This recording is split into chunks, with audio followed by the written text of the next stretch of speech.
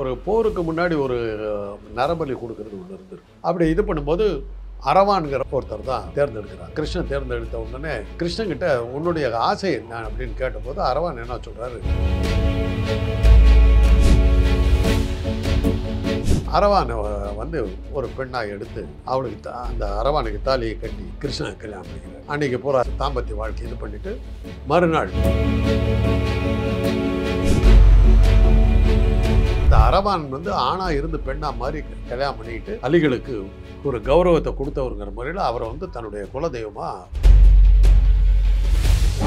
கூத்தாண்டார் தேரெல்லாம் எடுப்பாங்க. அதெல்லாம் அவங்க எடுத்துகிட்டு போவாங்க. அந்த அர்ச்சகர் வந்து எல்லா டிரான்ஜெண்டருக்கு தாலி கட்டுவாங்க. மறுநாள் காலையில் அந்த பலி கொடுத்ததா கணக்கு போகிறது. முடிஞ்சதுக்கு பிறகு இவங்க எல்லாத்துக்கும் தாலி இருக்குது. தொல்காப்பியத்திலேயே அவங்க எப்படி வர்றாங்க, அவங்களுக்கு என்ன பேர் இருக்குதுங்கிறதெல்லாம் எழுதி அவங்களுக்கு ஒரு அங்கீகாரம் கொடுத்தது கலைஞர்.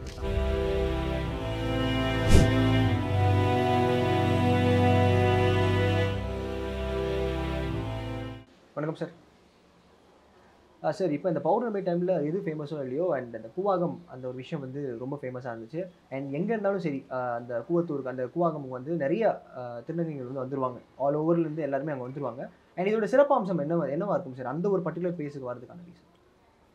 அந்த சித்ரா பௌர்ணமி அன்றைக்கி தான் மகாபாரத போர் ஆரம்பித்ததா ஒரு அவங்க சொல்கிறது, அவங்க சொல்கிற கதைக்கு.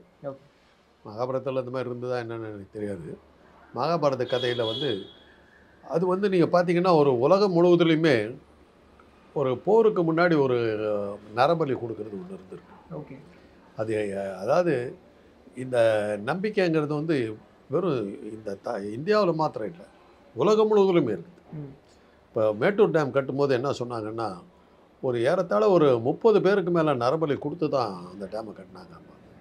மேட்டூர் டேம் அதே மாதிரி கண்ணம்பாடி டேம் கட்டும்போதும் நரபலி கொடுத்து தான் கட்டினாங்க. அப்படின்னா ரியலாக கொடுத்தாங்களா சார் நரபலி? அது சொல்கிற கேள்வி தான். Okay okay. இருந்திருக்கலாம். இந்த மாதிரி பெரிய பெரிய அரண்மனைகள் இதெல்லாம் கட்டும்போது நரபலி கொடுத்து தான் செய்வாங்கன்னுவாங்க. அது மாதிரி இந்த மகாபாரத போருக்கு ஒரு நரபலி கொடுக்கணும். நரபலி கொடுக்கறதுக்கு என்னன்னாக்கா, அப்பழுக்கற்ற ஒரு ஆண், உடம்புல எந்த குறையும் இருக்கக்கூடாது, பிறவியில் எந்த குறையும் இருக்கக்கூடாது, ஒழுக்க குறைவும் இருக்கக்கூடாது, எல்லா ஒழுக்கத்திலையும் சிறந்தவனாக இருக்கணும், இப்போ உருவத்திலையும் அதாவது பிறவிலையும் எந்த கோளாறும் இல்லாமல் அப்பழுக்கற்ற ஒரு முழு ஆண் பலி கொடுத்து தான் போற ஆரம்பிக்கணும்னு சொல்லி இது பண்ணுறாங்க. ஓகே. அப்படி இது பண்ணும்போது அரவான்கிற ஒருத்தர் தான் தேர்ந்தெடுக்கிறாங்க. அந்த அரவான் யாருடைய ஒரு குருவனுடைய மகனோ என்னமோ அவரை தான் பலி கொடுக்கறதுக்கு தேர்ந்தெடுக்கிறாங்க. இப்போ கிருஷ்ணன் தேர்ந்தெடுத்த உடனே கிருஷ்ணன்கிட்ட உன்னுடைய ஆசை என்ன அப்படின்னு கேட்டபோது அரவான் என்ன சொல்கிறாரு, நான் திருமண வாழ்க்கையை நான் என்ஜாய் பண்ணணும் அப்படின் போது அரவானை வந்து ஒரு பெண்ணாக எடுத்து அவளுக்கு அந்த அரவானுக்கு தாலியை கட்டி கிருஷ்ணன் கல்யாணம் பண்ணிக்கிறார். ஓகே. கல்யாணம் பண்ணிவிட்டு அன்றைக்கி பூரா தாம்பத்திய வாழ்க்கை இது பண்ணிவிட்டு மறுநாள் அவரை வந்து பலி கொடுத்துட்றாங்க. ஓகே.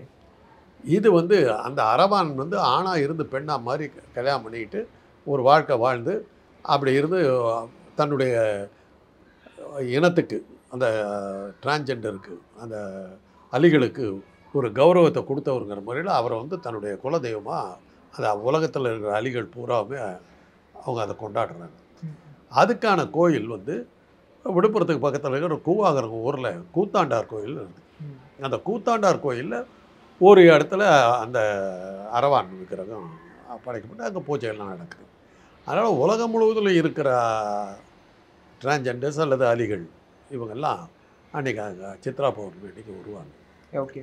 வந்து அவங்க வந்து அந்த முந்தின நாள் அந்த தேரெல்லாம் எடுப்பாங்க. கூத்தாண்டார் தேரெல்லாம் எடுப்பாங்க. அதெல்லாம் அவங்க எடுத்துகிட்டு போகிறது அதெல்லாம் நடக்கும். அப்புறம் வந்து அன்றைக்கி இரவு வந்து தாலி கட்டுவார். அந்த அர்ச்சகர் வந்து எல்லா இவங்களை டிரான்ஜெண்டருக்கு தாலி கட்டுவாங்க. மறுநாள் காலையில் அந்த பலி கொடுத்ததா கணக்கு பார்த்துட்டு 5 மணிக்கு அந்த பலி கொடுக்குறது முடிஞ்சிடும். முடிஞ்சதுக்கு பிறகு இவங்க எல்லாத்துக்கும் தாலி எடுக்கிற ஒரு நிகழ்ச்சி நடக்கும். தாலி எடுத்த பிறகு அவங்க குளத்தில் குளிச்சுட்டு ஒவ்வொன்று மாரெல்லாம் அடிச்சுட்டு அழுது குளத்தில் குளிச்சுட்டு திரும்பி வந்து ஊருக்கு போயிடுவாங்க. இதுதான் அந்த விழா. ஓகே. அதான் ப்ரொசீஜராக இருக்கும். இதுதான் ப்ரொசீஜர். இது வருஷம் சித்ரா பௌர்ணமி அன்றைக்கி நடக்கும். நாங்கள் வந்து எய்ட்ஸ் கட்டுப்பாட்டு மையத்தில் இருந்தபோது அப்போ வந்து எய்ட்ஸ் நோய் பரப்புறதுல வந்து இந்த அலிகள் நிறையா பேர் பாதிக்கப்படுறாங்கன்னு தெரிஞ்சுது. ஓகே. ஏன்னா அவங்க தான் வந்து இந்த ஹோமோசெக்ஷுவல் தான். அதாவது அலிகள்னாக்க நீங்கள் வந்து பிறவி கோளாறு அவங்களுக்கு எதுவுமே கிடையாது. அவங்க ஆண்கள் தான். அந்த ஆண்கள் தன்னை பெண்ணாக நினச்சிக்கிறாங்க. பெண்ணாக நினச்சிக்கிட்டு அவங்க வந்து தன்னை ஒரு பெண் மாதிரியே உருவத்தை எல்லாம் புடவை கட்டிக்கிறது அந்த மாதிரி. அதனால தான் டிரான்ஸ்வெஸ்ட் அப்படிம்பாங்க. உடைமாற்றம். பெண்ணுக்கான உடைகளை போட்டுக்கிட்டு டிரான்ஸ்வெஸ்டிசம் அது அப்படின்னு பேர் அதுக்கு. அது மாதிரி உடைகளை மாற்றிக்கிட்டு இருந்தாங்க. அப்புறம் இன்றைக்கி வந்து டிரான்ஸ்ஜெண்டர்னு வச்சுட்டாங்க. அவங்க தன்னை பெண்ணாக நினைக்கிறாங்க.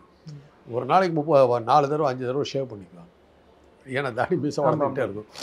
அப்புறம் வந்து இவங்கக்கிட்ட எண்டோக்ரைன் ஸ்பெஷலிஸ்ட்கிட்ட போய் நாளமில்லா சுரப்பிகளுக்கான மருத்துவர்கள்ட்ட போய் அந்த ஹார்மோன்ஸ் இன்ஜெக்ஷன்லாம் பண்ணி மார்பகங்களை பெருசாக பண்ணி பெண்களாட்டம் பண்ணிக்கிறது. பெண் தோற்றத்துக்காகவே அது மாதிரி அப்புறம் வந்து பிளாஸ்டிக் சர்ஜரி, அதில் காஸ்மெட்டிக் சர்ஜரியில் போய் ஆண் உறுப்பை எடுத்துட்டு பெண் உறுப்பு மாதிரி அதை பண்ணிக்கிறது. இதெல்லாம் பண்ணிக்குவாங்க. பண்ணிக்கிட்டு பெண்ணாட்டமே இது பண்ணிக்குவாங்க. அப்படி என்ன பண்ணாலும் அந்த தாடி வளர்றது இதெல்லாம் வந்து அவங்களால தடுக்க முடியாது. அது இயற்கை. அது எய்ட்ஸ் நோய் இந்த நாட்டுக்குள்ளார வந்தபோது இவங்க தான் அதில் பெரிதாக மாட்டிக்கிட்டு இருக்காங்க. ஓகே. ஏன்னா பொதுவாக வந்து ஹோமோசெக்ஷுவல்ஸ் எல்லாருமே ஹோமோசெக்ஷுவலாக தன்னிணை சேர்க்கையாளர்கள், ஆணுக்கு ஆணு.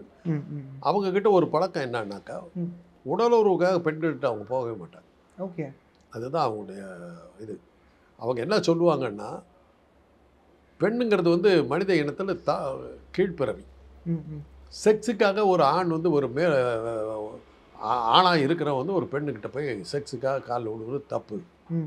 அது வந்து நாமளே பண்ணிக்கலாம். அந்த செக்ஸுக்கு பெண்ணுக்கு பதிலாக நாமளே அந்த செக்ஸை இது பண்ணிக்கலாங்கிறது அவங்களுடைய கோட்பாடு. ஓகே. அவங்கக்கிட்ட பேசிக்கிட்டு இருந்தீங்கன்னா நமக்கே ஒரு 5 நிமிஷம் எதுக்குடா பொம்பளை கிட்ட செக்ஸுக்கு போகணும், இவங்ககிட்டயே போய்க்கலாங்கிற அளவுக்கு அவங்க நம்மளை கன்வின்ஸ் பண்ணுவாங்க. அது மாதிரியான கோட்பாடு உள்ளவங்க. பாதுகாப்பான உடலுறவு அவங்க ஈடுபடவே இல்லை. எல்லா உறுப்புகளையும் ஹோமோசெக்ஷுவலில் பயன்படுத்திக்கிட்டு இருந்தாங்க. ஆனால் அவங்களுக்கு எய்ட்ஸுக்கான ஆபத்து மிக அதிகமாக இருந்தது. அதனால் அவங்களுக்கு வந்து எய்ட்ஸை பற்றிய விழிப்புணர்ச்சி நாங்கள் கொடுக்க வேண்டிய கட்டாயம் ஏற்பட்டுச்சு. அப்போ வந்து அது அவங்களுக்கு அது புரிஞ்சுது. நம்ம அதில் மாட்டிக்கோன்னு தெரிஞ்ச உடனே மற்றவங்களை அப்ரோச் பண்ணுறதை விட இவங்ககிட்ட நாங்கள் பேசுறது சுலபமாக இருந்தது. அவங்களே வந்து மீட்டிங்கெல்லாம் ஆர்கனைஸ் பண்ணாங்க. மீட்டிங்கெல்லாம் ஆர்கனைஸ் பண்ணி சொல்லி அதை பற்றிய விழிப்புணர்ச்சியெல்லாம் இது பண்ணி பாதுகாப்பான உடலுறவை எப்படி வச்சுக்கிறதுங்கிறதெல்லாம் நாங்கள் சொல்லி கொடுத்து, ஹோமோசெக்ஷுவலாக இருந்தாலும் பாதுகாப்பான முறையில் எப்படி போகிறது, நோய் வராமல். அதனால் என்ன பண்ணாங்கன்னா, அந்த கூவாகம் ஃபெஸ்டிவலில் எங்களை கூப்பிட்டாங்க. ஓகே. உலகம் முழுவதுலேருந்து இவங்க வர்றாங்க. நீங்கள் அன்றைக்கி வந்து எய்ட்ஸ் பிரச்சாரம் நீங்கள் பண்ணுங்கள், ஒரு அவேர்னஸை க்ரியேட் பண்ணுங்கள் அப்படின்னு. அதுக்காக நாங்கள் போனபோது அவங்களுடைய நிகழ்ச்சிகள் எல்லாத்துலேயுமே எங்களை கலந்துக்க வச்சாங்க. எல்லாத்தையும் பார்த்துக்கிட்டு இருந்தபோது அப்போ வந்து உலக பிரசித்தி பெற்ற ஹாலிவுட் தயாரிப்பு நிறுவனம் 20th Century Fox இது கேள்விப்பட்டு நாங்கள் செகண்ட் இயர் 2 வருஷத்துக்கு பிறகு 2வது வருஷமாக 3வது வருஷமாக போயிட்டுருக்கும்போது அவங்க வந்தாங்க. இதை நாங்கள் பிக்சரைஸ் பண்ணோம் அப்படின்னாங்க. அரசாங்கத்தை அனுமதியை வாங்கி அதை அப்படியே கம்ப்ளீட்டாக பிக்சரைஸ் பண்ணாங்க. ஓகே. பிக்சரைஸ் பண்ணி செலஸ்டியல் பாடிஸ் அப்படின்னு போட்டு டாக்குமெண்ட்ரி ஆஸ்காருக்கு அதை அனுப்பிச்சாங்க. ஓகே. டாக்குமெண்ட்ரி ஆஸ்காரில் வந்து ஃபைனலாக செலக்ட் ஆன 2 படங்கள் இது ஒன்று. அந்த அளவுக்கு வந்துருச்சு. ஆல்மோஸ்ட் ஆஸ்கார் கிடைக்கிற அளவுக்கு வந்துருச்சு. எனக்கு ஃபோனே வந்துருச்சு, ஹாலிவுட்டுக்கு வர வேண்டியிருக்கும் ஆஸ்கார் வாங்குறதுக்குங்கிற அளவுக்கு வந்துருச்சு. கடைசி நிமிஷத்தில் மிஸ் ஆகிடுச்சு. ஓகே. அந்த வேறு இன்னொரு இதுக்கு கிடச்சிருச்சு. இல்லாட்டி நான் ஆஸ்கார் அவார்டு வாங்கியிருப்பேன். ரஹ்மான்லாம் வாங்குறதுக்குள்ள முன்னாடியே வாங்கியிருப்போம். பட் அதுக்கு பதிலாக வேற ஒரு படத்துக்கு வெட்டியானுங்கிற ஒரு படம், சுடுகாட்டில் வெட்டியான்கள்லாம் இருக்காங்க. அவங்களுடைய சேவை எந்த அளவுக்கு மனித இனத்துக்கு தேவைப்படுதுங்கிறத வந்து ஒரு படம் ஸ்ரீராம் சர்மான்னு என்னுடைய நண்பர் எடுத்தார். ஓகே. அந்த படம் வந்து யுனெஸ்கோ அவார்டுக்கு போச்சு. பாரிஸில் நடந்த டாக்குமெண்ட்ரி அவார்டுக்கு போச்சு. அதில் ஃபஸ்ட் ப்ரைஸ் வாங்கி அதுக்கு அந்த அவார்டை நாங்கள் வாங்கிட்டோம். ஓகே. அது வந்து சில பத்திரிகைகளில் மாத்திரம் தான் அது ஹைலைட் ஆச்சு. மற்ற பத்திரிகைகளில் அது வந்து பெருசாக வரல. அது மாதிரி இன்டர்நேஷ்னல் அவார்டு நாங்கள் வாங்கியிருக்கிறோம். இந்த காரணத்தினால் நாங்கள் அங்கே இருக்கும்போது என்னென்னலாம் நடக்குதுங்கிறத நாங்கள் பார்த்துக்கிட்டு இருந்தோம். அது இது வரிசையாக ஒரு 5 வருஷம் நாங்கள் அதில் ஆஃபீஸராக இருந்தோம்னா ட்ரான்ஸ்ஃபர் ஆகி நான் போகிற வரலும் அது போயிட்டுருந்தேன். அதுக்கப்புறம் கொஞ்சம் கொஞ்சமாக அந்த எய்ட்ஸுக்கான அந்த தாக்கங்கள் கொஞ்சம் குறைய ஆரம்பிச்சு. ஓகே. நம்ம எதிர்பார்த்த அளவுக்கு எய்ட்ஸ் பெரிய பாதிப்பை ஏற்படுத்தும். லட்சக்கணக்கில் இறந்துருவாங்கன்னு நாங்கள் பயந்தோம். அந்த அளவுக்கு அது ஆகலை. அதுக்கு என்ன காரணம்னா, நம்ம உடம்புல இருந்த ஒரு விசேஷமான எதிர்ப்பு சக்தி நமக்கு இருந்துருச்சு. என்னது சார் அது என்னன்னாக்கா, அது ஏஷியன் ஸ்ட்ரெயின் அப்படின்றோம். ஓகே. ஆசியாவில் இருக்கிற அந்த எய்ட்ஸ் வைரஸ் கொஞ்சம் பலகீனமாக இருக்குது. நம்மளை தாக்கவே இல்லை. எதிர்பார்த்த அளவுக்கு ஆசியாவில் பிரச்சனை இல்லை. ஐரோப்பா முழுவதும் மாட்டிக்கிட்டு முழிக்குது, அமெரிக்கா முழுவதும் மாட்டிக்கிட்டு முழிக்குது. பட் இங்கே அந்த தாக்கம் அவ்வளோ பெருசாக வரவே இல்லை. அதுக்கு காரணம் ஆசிரியர்களுக்கு இருந்த ஒரு உடம்புலேயே இருந்த ஒரு எதிர்ப்பு சக்தி அந்த எய்ட்ஸ் அதை பெரிய பாதிப்புக்கு ஆளாக்காமல் தடுத்துருச்சு.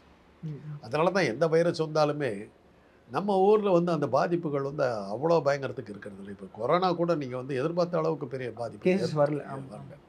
அதுக்கு காரணம் அந்த வைரஸுகளை எதிர்க்கிற ஒரு சக்தி நம்முடைய ஆசிய மக்களுக்கு இருக்குது. டிஃபால்ட்டாகவே இருக்குன்னு சொல்கிறீங்க. அதனால் அந்த நான் அதுக்கப்புறம் அந்த கூவாகம் ஃபெஸ்டிவலை பற்றி இது போல் ரொம்ப வருஷம் கழித்து இப்போ தான் நீங்கள் வந்து பேசுகிறீங்க. இது ஏறத்தாழ நான் மறந்து கூட போயிட்டேன். ஓகே, இது நடந்து நான் அதை விட்டு வெளியில் வந்து 20 வருஷம் ஆகிடுச்சு. ஆஃப்டர் 2 டிகேட்ஸ்க்கு அப்புறமும் இந்த விஷயம் 2000க்கு கிபி 2000ல் தான் நான் கடைசியாக போனது. ஓகே, 24 வருஷம் ஆச்சு. மறந்து கூட போச்சு எனக்கு. இப்போ நீங்கள் கேட்க வந்து அதில் ஞாபகம் வந்து ரெக்கலெக்ட் பண்ணுறேன். ஓகே. அண்ட் இன்னொன்று சார், இப்போ சொசைட்டியில் எவ்வளோ எவால்வ் இருக்காங்க சார். ஏன்னா டிரான்ஸ்ஜெண்டர்ஸ் அப்படின்ற ஒரு கம்யூனிட்டி வந்து நிறையா பெருசாக வந்துட்டு இருக்கும்போது முன்னாடி வந்து மக்கள் வந்து ஒரு அவங்க கூட பேசுறதுக்கும் பழகிறதுக்கும் ஒரு தயக்கம் இருந்தது. ஆனால் இப்போ வந்து சர்வசாதாரணமாக ஒரு விஷயம் போயிட்டு இருந்துச்சு. முதல்ல வந்து கொஞ்சம் ஓப்பனாக யாருமே இருக்க மாட்டாங்க. இப்போ வந்து ஓப்பனாகவே இருக்கிறாங்க. பெரிய பெரிய பெரிய பசங்கள்லாம் வந்து இன்றைக்கி பெரிய எடுத்த பசங்கள்லாம் வந்து டிரான்ஸ்ஜெண்டர் ஆகிருக்காங்க.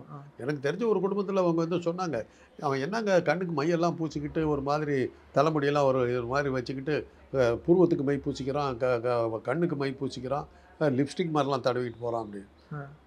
அப்புறம் கேட்டால் எனக்கு அந்த பெண்ணாகிற ஆசை வந்துருச்சு. பெரிய பெரிய இடத்துல கோடீஸ்வரர் வீட்டு பிள்ளைங்க அவங்க வந்து அப்போ வந்து அந்த நான் ஆஃபீஸராக இருந்தபோது சென்னையில் ஒரு ஃபங்க்ஷன் ஒன்று நடத்துவாங்க. காமராஜர் அரங்கம் இருக்குது இல்லையா, அதுக்கு பக்கத்தில் ஒரு பெரிய மண்டபம் இருக்குது, ஒரு திருமண மண்டபம். அதில் நடக்கும். அந்த அதுலேயும் என்னை கூப்பிடுவாங்க அந்த எய்ட்ஸ் விழிப்புணர்ச்சிலாம். அப்போ தான் நான் பார்ப்பேன், நம்ம நினச்சி பார்க்காத ஆட்கள்லாம் வந்து டிரான்ஸ்ஜெண்டராக இருந்தாங்க.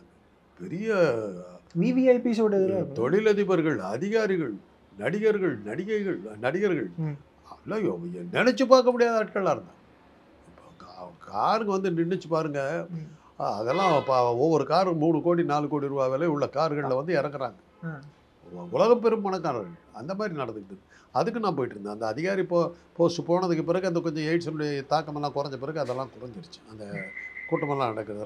இதையெல்லாம் நான் வந்து இதை பார்த்துக்கிட்டு இருந்தபோது தான் சமுத்திரம்னு எழுத்தாளர் உங்களுக்கு கேள்விப்பட்டிருப்பீங்க, சாகித்ய அகாடமி. அவர் அப்போ வந்து இதாக இருந்தார், ஃபீல்டு பப்ளிசிட்டி ஆஃபீஸராக சென்ட்ரல் கவர்மெண்ட்டுக்கு இருந்தார். என்னுடைய நடவடிக்கைகள்லாம் பார்த்துட்டு அவர் ஒரு தடவை என்னை பிடிச்சார். நடந்ததெல்லாம் எனக்கு சொல்லு, அதை வச்சு நம்ம நாவல் எழுதலான்னார். அதை வச்சு 2 கதை எழுதினார். மணல் வீடு, புதை மணல் அப்படின்னு சொல்லி 2 கதை எழுதினார். 2லேயுமே இதெல்லாம் இந்த மேட்டர்ஸில் கவர் வச்சு அப்புறம் இன்னொரு இது வாடாமல்லி அனுபவம் 3 நாவல், 3மே இவங்களை பற்றியான. ஓகே. அண்ட் இப்போ வந்து இந்த ஆடியன்ஸ் எல்லாம் இப்போ பீப்புளெலாம் இருக்காங்களே சார், பெண்ணாக இருந்து ஆணாக மாறின திருநம்பி அவங்களுக்கு வந்துட்டு பெருசான ஒரு மாற்றங்கள் தெரியல. இப்போ ஒரு பொண்ணு வந்து ஒரு பாய் கட் பண்ணாங்கன்னா மக்கள் அதை ஏற்றுக்கிற மனநிலையில் இருக்காங்க, பொண்ணு தானேப்பா அப்படின்ற மாதிரி. ஆனால் ஒரு பையன் ஒரு பொண்ணாக மாறுற அந்த ஒரு திருநங்கை அந்த வீட்டை விட்டு வெளியே துரத்திட்டாங்க. ஆமாம், அந்த பசங்க நிறைய பேர் வீட்டை விட்டு வெளியே துரத்திட்டாங்க. படத்தை கொடுத்துட்டு வெளியே அமிச்சிட்டாங்க, வீட்டில் இருக்காதுட்டாங்க. அது மாதிரி நிறைய பேர் இருக்கு. ஸோ இந்த ஆடியன்ஸ் எவ்வளோ இருந்து பார்க்குறீங்களா? திருநம்பினா மக்கள் வந்து பெருசாக அது ஒரு இது இல்லை, ஆனால் திருநங்கைக்குன்னா அந்த ஒரு எதிர்ப்பு, அந்த இந்த மாதிரி விஷயம். ஏன்னா அவங்க சில சமயங்களில் வந்து கொஞ்சம் வன்முறையில எல்லாம் ஈடுபட ஆரம்பிச்சாங்க. ஓகே, என்னதான் இருந்தாலும் ஒரு பையன் வன்முறையில் ஈடுபட ஆரம்பித்தாங்க. சில ஆன்டி சோஷியல் ஒர்க்கெல்லாம், சமூக விரோத போக்கெல்லாம் நிறையா இருந்தது. அப்புறம் தான் வந்து கலைஞர் அதை வந்து கலைஞர் ஆட்சியில் தான் அவங்கள வந்து ஒரு மாதிரி ஒரு கட்டுக்குள்ளார கொண்டு வந்து அவங்க ஒரு குடியிருப்பு பகுதி சைதாப்பேட்டை பிரிட்ஜு கீழே, அப்புறம் வார் மெமோரியல் போர் நினைவு சின்னத்துக்கு பக்கத்தில் இங்கெல்லாம் அவங்களுக்கு குடியிருப்புகள் கொடுத்து அவங்கள கட்டுப்பாட்டுக்குள்ளார கொண்டது கலைஞர் பேரில் தான் கொண்டார். கலைஞர் தான் அவங்கள திருநங்கைன்னு பேர் மாற்றினார். ஆமாம் ஆமாம் ஆமாம். தொல்காப்பிய பூங்காங்கிற அந்த புத்தகத்தில் அதை எழுதினார். தொல்காப்பியத்திலேயே அவங்க எப்படி வர்றாங்க, அவங்களுக்கு என்ன பேர் இருக்குதுங்கிறதெல்லாம் எழுதி அவங்களுக்கு ஒரு அங்கீகாரம் கொடுத்தது கலைஞர். அதனால தான் அவங்களுக்கு கலைஞர் மேலே ஒரு தனிப்பட்ட அபிமானம் இப்போ. இன்னொன்று சார், அந்த கூவாகம் அந்த ஒரு விஷயத்தில் அந்த ஒரு ஃபெஸ்டிவல் டைமில் ஒரு 2-3 டேஸ் நடக்கும்னு வச்சுக்கோங்களேன். அட்டஸ்ட் நடக்கும்போது அங்கே இருக்க மக்களும் நிறைய பேர் பாதிக்கப்படுறாங்க. ஏன்னா அந்த கூவாகம் டைமில் நீங்கள் விழுப்புரத்துக்கு போனீங்கன்னா எரிச்சல் பட்டுக்குவாங்க. எங்கள் ஊர் மானமே போது சார். அது ஹோட்டல்லாம் போனீங்கன்னா, சார் என்னைக்கு சார் முடியும், அந்த ஹோட்டல் ஓனர்ஸ் எல்லாம் காசு வருது சார், சகிக்க முடியல சார். அவ்வளோ பாதிக்க அந்த மக்கள் அதை லைக் பண்ணவே இல்லை. ஓகே, லைக் பண்ணவே இல்லை. மக்கள் பெரிய இந்த கவர்மெண்ட் ஆஃபீஸர்ஸே வந்து சப்போர்ட் பண்ண என்ன சார் அர்த்தம், ஊர் அசிங்கப்பாகுது சார். ஒரு வேலை செய்ய முடியுது சார். அந்த 15 நாள் இந்த மாவட்டமே நாசமாக போகுது சார். அது மாதிரி அவங்க ஃபீல் பண்ணாங்க. பொதுமக்கள் மத்தியில் சமூகம் அதை ஏற்றுக்கல. சமூகம் அதை ஏற்றுக்கல. பட் ஆனால் ஆல் ஓவர் அந்த அந்த இங்கே இந்தியாவிலேருந்து எல்லாருமே தோணுது. ஆனால் இது வந்து வடக்கில் வந்து அவங்களுக்கு ஒரு தனி அங்கீகாரம் இருக்குது. வடக்கில் நடக்கிற பல குடும்ப சடங்குகளுக்கு திருநங்கைகளை வச்சு தான் பண்ணுறாங்க. குறிப்பாக குழந்தைகளுக்கு பேர் வைக்கிறது, தொட்டியில் போடுறது, காது குத்துறது, அது மாதிரி நிகழ்ச்சிக்கு அங்கே காது குத்துறது இருக்கா என்ன தெரியாது. பேர் வைக்கிறது, தொட்டில் போடுற அந்த நிகழ்ச்சிகளுக்கெல்லாம் திருநங்கைகளை வச்சு தான் அவங்க செய்வாங்க. திருநங்கைகள் தான் தொட்டில் போடுறதெல்லாம் செய்வாங்க. அதனால தான் அவங்களுக்கு பாம்பேயில் அவங்களுக்கு டிமாண்ட் ரொம்ப ஜாஸ்தி. இங்கே எல்லா எங்ககிட்ட வைத்தியத்துக்கு வருவாங்க, டிபார்ட்மெண்ட்டுக்கு வைத்தியத்துக்கெல்லாம் வந்துட்டு ட்ரீட்மெண்ட்லாம் எடுத்துக்குவாங்க. எடுத்துகிட்டு க்ளீனாக பாம்பே போயிடுவாங்க. மறுபடியும் அந்த கூவாகம் ஃபெஸ்டிவலுக்கு முன்னாடி கரெக்டாக வருவாங்க, ஒரு செக்கப் பண்ணுவாங்க. கூவாகம் ஃபெஸ்டிவல் முடிஞ்சவொடனே டிபார்ட்மெண்ட் வந்து அட்மிட் ஆகிடுவாங்க. 15 நாள் இருந்து எல்லா ட்ரீட்மெண்ட் எடுத்துக்கிட்டு கம்ப்ளீட்டாக ஹெல்த் செக்கப் பண்ணிக்கிட்டு திரும்பி பாம்பேக்கு போயிடுவாங்க.